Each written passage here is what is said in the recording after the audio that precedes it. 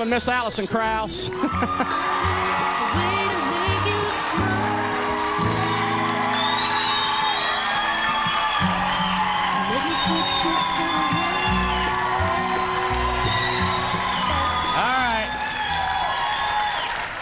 Now that your career is over with, upon that announcement, it's good to see you. Oh, thanks. How are you? Oh, doing pretty good. You doing good? All right, I got to say now, being a huge fan, as everybody in the house being a huge Alison Krauss fan for sure,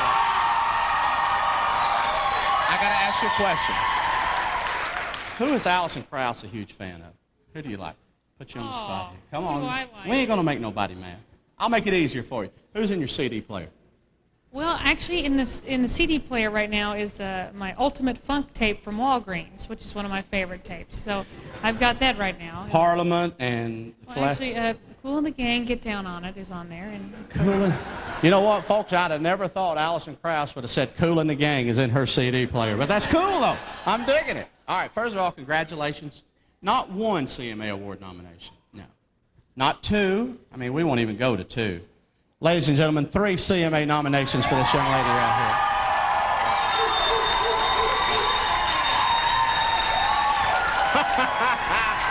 All right, I got to ask you. No, I'm not stopping because this is a big deal. No. Is it still, all right, and it would take all day to go through the discography with all the nominations and wins and everything. But all jokes aside, having gotten to do so much in your career and been so fortunate, we'll say, to have done all the things, is it still exciting for you when you hear, like on the last ballot, Alison Krauss nominated for all these things? well, we're thrilled we get to do this for a living and get to do this as a career, and anything like that is just gravy. Getting to make records and play music all the time is an awfully good time. That's a cool thing. Now on Wednesday, the big day, will you use that day to relax and take it easy and not do anything until the award show that night, or will you get up and you got to do like radio and press and all that stuff? I mean, what's a day on an award show day? What's it like for Alison Krauss? Well, I usually prepare by sitting at home in a thong and some pumps.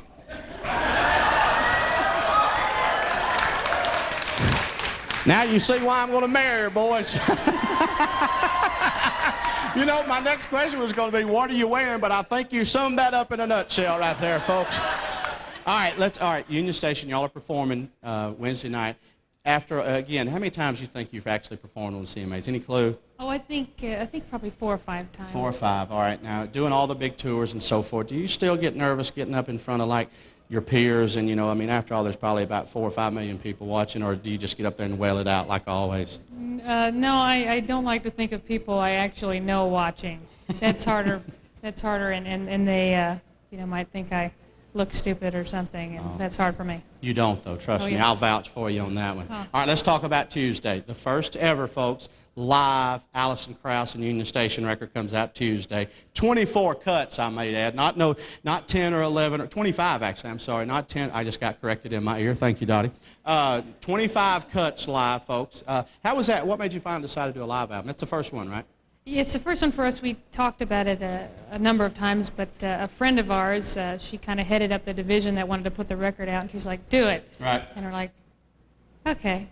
So that was really... And you taped that, did you record that like in 2, we were talking backstage, and that's not over the course of like a year, that's like 2 shows, No, in a right? couple nights. We were playing in Louisville, Kentucky, and it's so hard to feel good about picking 2 days out of a whole year's worth of work, and so that can be kind of nerve-wracking. I haven't put the CD in to hear the whole thing again. Right, well, I'm a little nervous. I'm going to put it in Tuesday. Do I get an advance copy? No.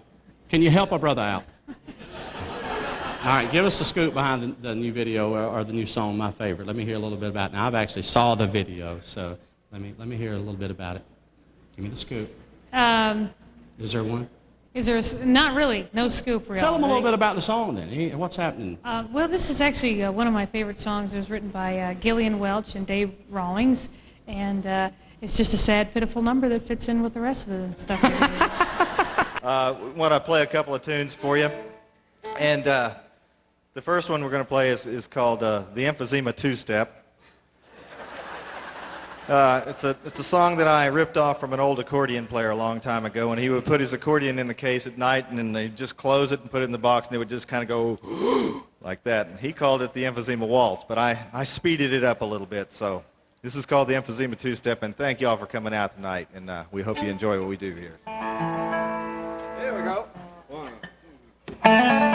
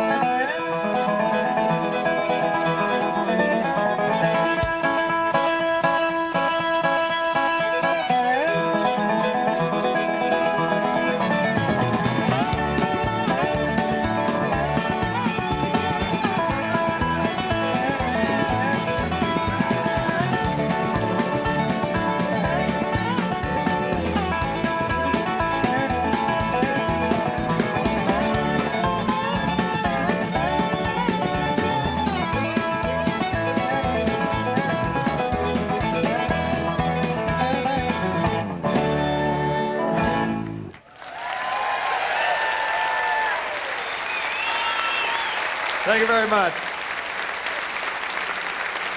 Thank you very much. Playing along with me tonight is Bryon Sutton on the guitar, David Spiker on the bass, Larry Adamanyuk on the drums back here. This is Gabe Witcher from Los Angeles, California, playing the fiddle for you. We're going to play you one more song, and it's so exciting, and I want to thank everybody involved for having us out tonight and having us on the show. It's such a thrill. So this last song is called Patrick Meets the Brick Bats. There you go. And hope to see you again. Thank you very much. Hey, Larry.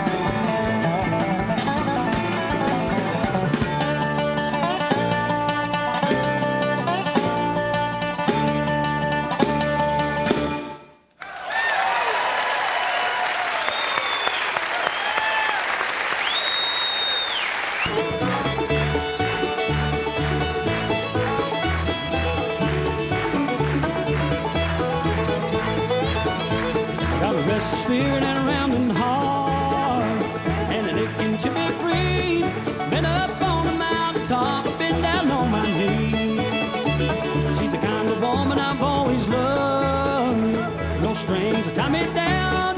Nothing she could ever do, say, would ever turn my head around. I've been to Colorado and scaled the Rocky Heights. Out on some fishing boat, I've seen the northern lights. Don't ask me what I'm looking for, if I knew I'd settle down. Always someplace I've not seen, road I've not been down.